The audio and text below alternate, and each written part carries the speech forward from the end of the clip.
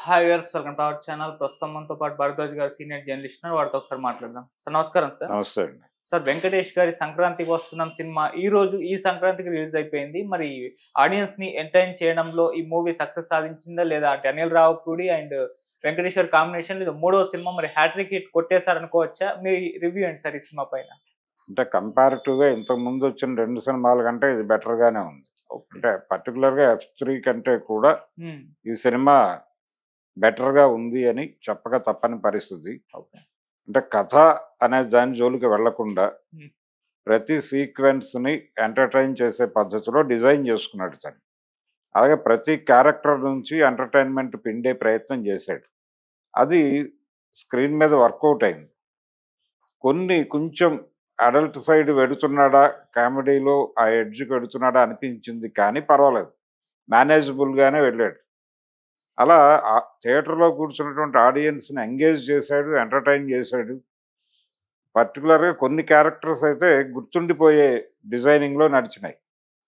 అందులో వెంకటేష్‌ది ఓకే. వెంకటేష్‌కి అలవాటైన పద్ధతిలో వెళ్ళిపోయింది. అన్ని వేరియేషన్స్‌లోనూ నడిచింది ఆ క్యారెక్టర్. అంటే ఆయనే చెప్పుకున్నట్టుగా ఘర్షణ వేరియేషన్ ఉంటుంది ఈ సినిమాలో. హ్మ్. అలాగే అతని ఎంటర్‌టైనింగ్ సినిమాలున్నాయి. 'నువ్వు లేక నేను లేను' ఇలాంటి సినిమాలు. అవును.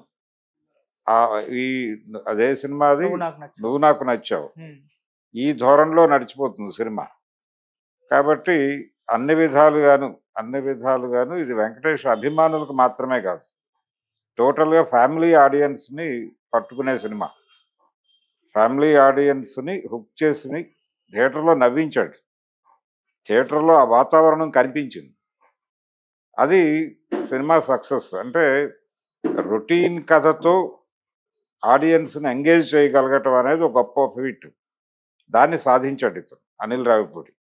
రెండోది వింటేజ్ హీరోలతో ఎలా సినిమాలు డిజైన్ చేయాలి. అంటే వాళ్ళ తర్వాత జనరేషన్‌ని కూడా కూర్చోబెట్టాలి. వాళ్ళ అభిమాన సంఘాలతో మాత్రమే కాదు, అభిమాన సంఘాల నెక్స్ట్ జనరేషన్‌ని కూడా థియేటర్‌లోకి రప్పించాలి. హ్మ్. ఆ రప్పించటం గురించిన కసరత్తు ప్రతి సందర్భంలోనూ, ప్రతి జనరేషన్‌లోనూ డైరెక్టర్‌లకు ఒక ఛాలెంజే. ఆ రోజున ఎన్టీఆర్, ఏఎన్నార్‌లతో సినిమాలు తీయటానికి రాఘవేంద్రరావు గారు, అలాగే కోదండరామిరెడ్డి ఇలాంటి వాళ్ళు ఎంత కసరత్తు చేశారో, వీళ్ళు అంతే కసరత్తు చేస్తున్నారు. అది బాబీ కావచ్చు, లేకపోతే అనిల్ రావిపూడి కావచ్చు.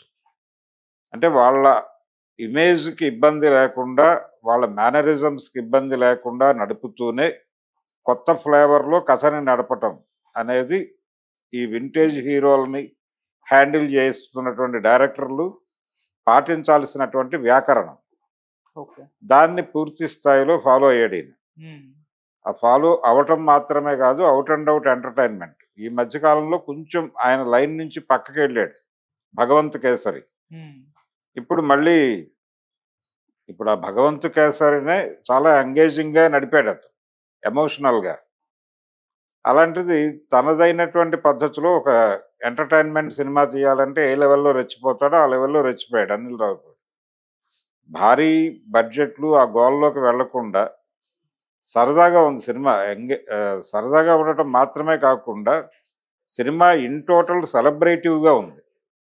సెలబ్రేటివ్‌గా ఉంది అనే ఎందుకంటున్నానంటే ప్రతి సన్నివేశంలోనూ అనేక క్యారెక్టర్‌లుంటాయి. అలా గ్రాండియర్‌గా ఉంది సినిమా. అలాగే న్యాచురల్ లొకేషన్స్‌ని కూడా వాళ్ళు అద్భుతంగా డిజైన్ చేసుకున్నారు. అది బావుంది. ఆ స్కీమింగు, డిజైనింగు ప్రతి విషయంలోనూ కేర్ తీసుకున్నాడు. థియేటర్‌లో కూర్చున్న ఆడియన్‌కి స్క్రీన్ ప్లెజెంట్‌గా ఉండాలి. మూడ్‌కు తగ్గట్టుగా ఉండాలి. అక్కడ నడిచేటువంటి ఎమోషన్‌కి అనువైనటువంటి స్క్రీన్‌ని, ఆ నేపథ్యాన్ని డిజైన్ చేసుకోవటం అనేది అనిల్ రావిపూడి బాగా చేశాడు. అందుకని ఎక్కడా కూడా జనాలు ఇబ్బంది ఫీల్ అవ్వలేదు. రెండోది పాటలు బాగా హుక్ చేసినాయి ఈ సినిమాకి. అది చాలా ప్రధానమైనటువంటి లక్షణం. ఇప్పటివరకు ఈ మధ్య కాలంలో వస్తున్న సినిమాల్లో ఆడియన్స్ థియేటర్‌లోంచి బయటకొస్తూ ఒక పాట హమ్ జేయటం అనేది కనిపించట్ల. అవును. గతంలో ఉండేదది. కానీ ఈ సినిమాలో ఒక 2 పాటలు హమ్మింగ్‌కి అవకాశం కల్పించే పాటలుగా నడిచినాయి. హ్మ్. అందుకు మ్యూజిక్ డైరెక్టర్ బీమ్స్‌ని అభినందించాలి. రమణ గోగుల పాడినటువంటి పాట 'గోదారి గట్టు మీద' అనే పాట చాలా మంది హమ్ చేస్తున్నారు. ఆ పాట రిలీజ్ అయ్యే దగ్గర నుంచి హమ్మింగ్ నడుస్తోంది. అది థియేటర్‌లో ఆ పాట కనిపించగానే రెస్పాన్స్, ఆడియన్స్ నుంచి వచ్చిన రెస్పాన్స్ చూస్తే అర్థమవుతుంది. అది ఏ లెవెల్‌లో ఇంకిందో జనాల్లో. హ్మ్. అలా ఈ సినిమా మ్యూజికల్‌గా బావుంది. విజువల్‌గా బావుంది. ఎంటర్‌టైనర్‌గా నడిచిపోయింది. కాబట్టి సెలబ్రేటివ్ సినిమా, ఫెస్టివల్ సినిమా. సంక్రాంతికొస్తున్నామని జెప్పాడు. ఆయన షూటింగ్ చేసింది కూడా తక్కువ రోజులే. 3 మంత్సో, 4 మంత్సో నడిచింది ఇది షూటింగ్. ఓకే. ఈ 4 మంత్స్ అలా నడిపేశాడు. అట్లే స్ట్రెచ్ నడిపారు సినిమాని. బావుంది. అలాగే హీరోయిన్ క్యారెక్టర్‌లు 2 కూడా చాలా బాగా డిజైన్ చేసుకున్నాడు. అందుకోసం ఆయన సెలెక్ట్ చేసుకున్నటువంటి ఆర్టిస్టులు కూడా. ఒకటేమో ఐశ్వర్య రాజేష్. తను ఇప్పటిదాకా చాలా సీరియస్ క్యారెక్టర్‌లు చేస్తూ వచ్చింది. హ్మ్. అలాగే రెస్పాన్సిబుల్ క్యారెక్టర్‌లే చేసింది. ఈ సినిమాలో out and out mass character చేయించాడు ఒక రకంగా. ఎంటర్‌టైనింగ్‌గా నడిచేటువంటి ఒక హౌస్ వైఫ్ క్యారెక్టర్‌ని తనతో ఎక్స్‌పెక్ట్ చేయటమే ఇబ్బంది. అది ఆ మాట తను అడిగాను అని చెప్పి ఒక ఇంటర్వ్యూలో చెప్పింది. నా మీద ఈ క్యారెక్టర్ వర్కౌట్ అవుతుందా అంటే, లేదు నాకు కాన్ఫిడెన్స్ ఉంది మీరు చేయగలరు అన్నారు అని తను చెప్పాడని చెప్పింది ఈవిడ. హ్మ్. అది కనిపించింది తెర మీద. తను చాలా టోటల్‌గా ఇంతకుముందు మనం చూసిన ఐశ్వర్య రాజేష్ వేరు. ఈ సినిమాలో ఐశ్వర్య వేరు. ఓకే. ఆ వేరియేషన్ అనేది ఆడియన్స్‌ని విపరీతంగా అట్రాక్ట్ చేసింది. హ్మ్. అలాగే మీనాక్షి కూడా. తను 'లక్కీ భాస్కర్' గావచ్చు, ఈ మధ్య తను చేస్తున్న క్యారెక్టర్‌లన్నీ రెస్పాన్సిబుల్ బరువైన పాత్రలు చేస్తోంది. హ్మ్. ఈ బరువైన పాత్రల్లో నుంచి ఒక్కసారి 2 షేడ్స్ ఉన్నటువంటి క్యారెక్టర్‌లోకి షిఫ్ట్ అయింది. ఎంటర్‌టైనింగు ఉంటుంది. ఎంటర్‌టైనింగ్‌గాను నడుస్తుంది ఆ క్యారెక్టర్. దాంతో పాటు action oriented entertaining character. 2 shades ఉన్నటువంటి క్యారెక్టర్‌ని తను చాలా బాగా హ్యాండిల్ చేసింది. ఓకే. అందుకని ఆ 2 క్యారెక్టర్‌లు కూడా ఆడియన్స్‌ని బాగా పట్టుకున్నాయి. అలాగే ఇందులో వెంకటేష్ కొడుకు పాత్ర చేశాడు. ఓ పిల్లాడు. అతను చాలా హుక్ చేశాడు. అంటే చాలా సందర్భాల్లో ఎక్కడైనా గ్యాప్ ఉంటే తను పట్టుకున్నాడు. అలా ఊరి ప్రజలతో పాటు ప్రతి చిన్న క్యారెక్టర్ నుంచి నవ్వు పుట్టించే ప్రయత్నం చేశాడు. హ్మ్. అది బాగా వర్కౌట్ అయింది తెర మీద. ఓకే. అదే సినిమాకి కలిసొచ్చినటువంటి అంశం. అన్ని క్యారెక్టర్లు అందులో జైలర్ క్యారెక్టరు ఉపేందర్ అనే ఒక మరాఠీ ఆర్టిస్ట్‌తో చేయించారు. థియేటర్ ఆర్టిస్ట్ అతను. హ్మ్. అతనికి, సాయి కుమార్‌కి కాంబినేషన్‌లో వచ్చే సన్నివేశాలు థియేటర్‌ని బాగా నవ్వించినాయి. తన పెర్ఫార్మన్స్ పైగా తన డైలాగ్ తనే చెప్పుకుంటాడు. అతన్ని ఇంతకుముందు 'యానిమల్' లాంటి సినిమాల్లో కూడా చూసాం మనం. బాగా అతన్ని సెలెక్ట్ చేసుకోవటం ఆ క్యారెక్టర్‌కి అనిల్ రావిపూడి తెలివితేటలే. లేదు అతని టీమ్ టోటల్‌గా ఆర్టిస్ట్ సెలక్షన్ కూడా బాగుంది. కాస్టింగ్ చాలా బాగా డిజైన్ చేశారు. హ్మ్. ఇది వెల్ మేడ్ మూవీ అని ఎందుకు చెప్తున్నానంటే అన్ని విధాలుగాను మిస్‌ఫైర్ కావడానికి అవకాశం లేకుండా అష్టదిగ్బంధనం చేసి సినిమాని థియేటర్‌లో పెట్టాడు. ఓకే. థియేటర్‌లోకి వెళ్ళిన ప్రేక్షకుడు వెరీ ఫస్ట్ సీన్ నుంచి హ్మ్. క్లైమాక్స్ వరకు అన్ని విధాలుగా ఎంగేజ్ అవుతాడు. అన్ని విధాలుగా ఎమోషనలైజ్ చేశాడు. ఓకే. అందులో స్కూలు, గురువుకి ఉండేటువంటి ఇంపార్టెన్స్ ఏమిటి అనేది కూడా ఒక అండర్ కరెంట్‌గా నడుపుతాడు సినిమాలో. అంటే ఎంత ఎంటర్‌టైనింగ్ సినిమాకైనా గాని ఒక సెంటిమెంటల్ అటాచ్‌మెంట్ ఉండాలి. దాన్ని ఆ ఏరియాలో లొకేట్ చేసి దాన్ని బాగా నడిపాడు. పర్టిక్యులర్‌గా ఆ క్యారెక్టర్ చేసినటువంటి విశ్వదమన్ బెనర్జీ కూడా విపరీతంగా ఉపయోగపడ్డాడు సినిమాకి. సర్వదమన్ బెనర్జీ. హ్మ్. సర్వదమన్ బెనర్జీ ఆ క్యారెక్టర్ చేయటం అనేది కూడా సినిమాకి ఒక గౌరవాన్ని తెచ్చింది. ఓకే. అలా రకరకాలుగా సినిమాని చాలా వెల్ ప్లాన్డ్ మూవీ. చాలా బాగా ఎగ్జిక్యూట్ చేశారు. 'దిల్ రాజు' గారు కూడా విపరీతంగా సహకరించాడు. ఆ గ్రాండియర్ ఇవన్నీ తీసుకురావటానికి. అలా ఈ సంక్రాంతికి ఒక మంచి ఎంటర్‌టైన్‌మెంట్ సినిమాతో అనిల్ రావిపూడి ఆడియన్స్‌ని నవ్వించాడు. హ్మ్. పండగ పూట నవ్వించడం అనేది చాలా గొప్ప విషయం. హ్మ్. అందుకని ఈ సినిమా డెఫినెట్‌గా బ్లాక్ బస్టర్ అవుతుంది. ఇది ఏ మేరకు 'డాకుకి' పోటీ ఇస్తుంది అనేది చూడాలి. ఓకే. యాక్చువల్‌గా ఫెస్టివ్ మూడ్ అనేది ఈ మధ్యాహ్నం నుంచి మొదలవుతుంది. హ్మ్. ఆ ఫెస్టివ్ మూడ్‌ని క్యాప్చర్ చేసే సినిమాగా ఇది ఎమర్జ్ అవుతుంది ఈ సినిమా. సో, ఇది బాక్స్ ఆఫీస్ మీద ఎలాంటి రియాక్షన్స్ ఇస్తుంది దీనికి బాక్స్ ఆఫీస్ ఎలా రియాక్ట్ అవుతుంది అని తెలియాలంటే ఇంకో 3-4 రోజులు ఆగాల్సి ఉంటుంది. ఓకే. రేటింగ్ ఎంత ఇస్తారు సార్? ఈ సినిమాకి నేను 3 ఇస్తానండి. సార్ మామూలుగా ఈ సంక్రాంతికి 3 సినిమాలు రేస్ మొదలుపెట్టాయి సార్. మరి 'game changer' and 'Daaku Maharaj' ఇప్పుడు సంక్రాంతికి వస్తున్నాం. సో రేస్‌లో అంటే మీ ఒపీనియన్‌లో మొదట నిలిచింది ఏది? రెండో స్థానానికి పరిమితమైంది ఏది? మూడో స్థానంలో సరిపెట్టుకుంది ఏ సినిమా? సంక్రాంతి విన్నర్ అంటే ఎవరు సార్? అంటే మూడో సినిమా అని నేను చెప్పను గానీ, ఒక రకంగా 'గేమ్ చేంజర్' అనేది అది ఫెస్టివ్ మూడ్‌కి తగిన సినిమాగా రాలేదు. ఓకే.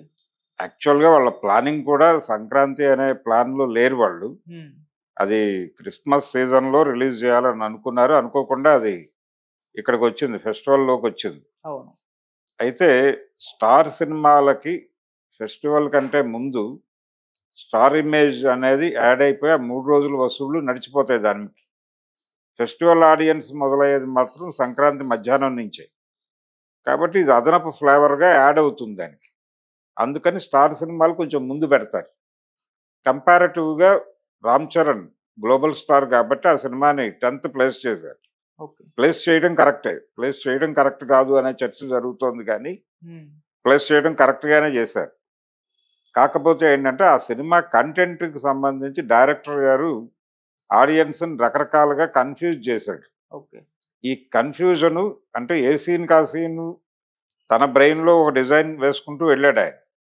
కానీ ఆడియన్స్‌ని ఎమోషనలైజ్ చేయటంలో ఫెయిల్ అయ్యాడు.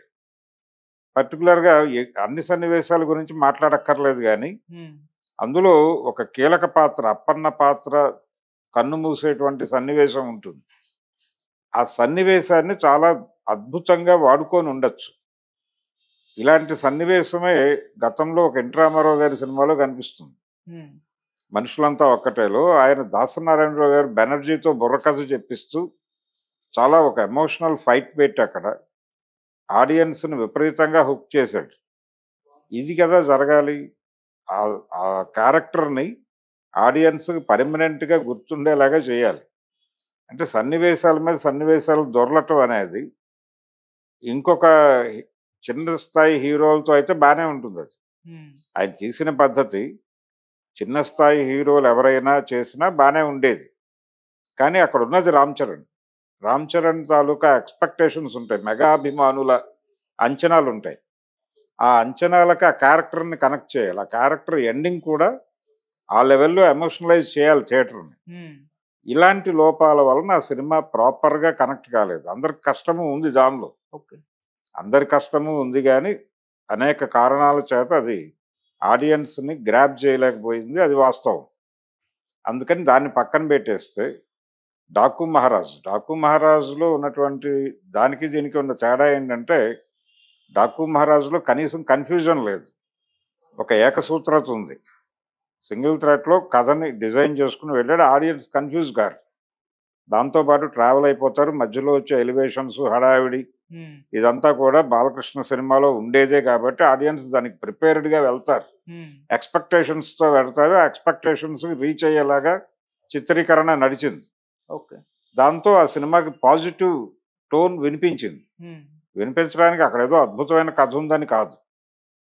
చెప్పిన కథని రీజనబుల్‌గా చెప్పాడు. అలాగే ఎమోషన్స్‌ని, ఎలివేషన్స్‌ని బ్యాలెన్స్ చేస్తూ ఒక సిస్టర్ సెంటిమెంట్‌ని ఆయన చూజ్ చేసుకున్నాడు. దాంతో పాటు ఓ చిన్న పాప సెంటిమెంట్‌ని యాడ్ చేశాడు దానికి. హ్మ్. ఈ రెండిటిని నడపడంలో ఆ చిన్న పాప సెంటిమెంట్‌ని బాగా డిజైన్ చేశాడు కానీ, ఈ సిస్టర్ సెంటిమెంట్‌ని ఎలివేట్ చేయటానికి ఇంకొంచెం శ్రద్ధ పెట్టుంటే బావుండేది.